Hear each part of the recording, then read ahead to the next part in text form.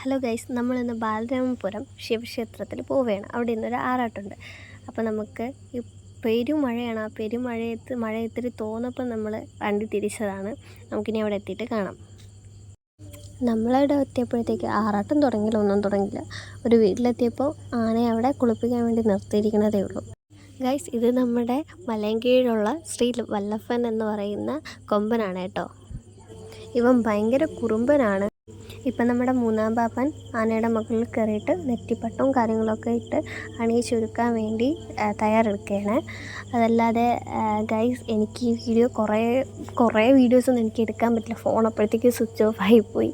ഇഷ്ടംപോലെ കുറേ സംഭവങ്ങളൊക്കെ ഉണ്ടായിരുന്നു, പക്ഷെ ഒന്നും എടുക്കാൻ പറ്റിയിട്ടില്ല. ഇപ്പോൾ എൻ്റെ കയ്യിലുള്ള വീഡിയോസ് വെച്ചിട്ട് നിങ്ങൾക്ക് ഞാൻ കാണിച്ചു തരാവേ. നമ്മുടെ വല്ലഭൻ്റെ ഒരുക്കുന്ന വീഡിയോസൊന്നും നമുക്ക് ഫ്രണ്ടിൽ ചെന്നൊന്നും എടുക്കാൻ പറ്റിയിട്ടില്ല. ഇതിപ്പം അണിയിച്ച് ഒരുക്കി കൊണ്ട് പോകുന്നതാണ്. ഗൈസ്, ഞാൻ നിങ്ങൾക്കിപ്പോൾ ഒരു കാര്യം കാണിച്ചു തരാം. ഒരു ക്യാമറമാൻ്റെ കഷ്ടപ്പാടാണ് ഞാൻ ഇപ്പോൾ കാണിച്ചു തരാൻ പോണത്. കണ്ടോ, ആ മതിലിൻ്റെ മുകളിൽ നിന്ന് പെരുമഴയത്ത് ആനയുടെ വീഡിയോസ് എടുക്കുന്നതാണ് ഗൈസ്. അത്രയ്ക്കും അയാൾ എഫേർട്ട് എടുത്തിട്ടാണ് വീഡിയോസ് എടുക്കുന്നത്.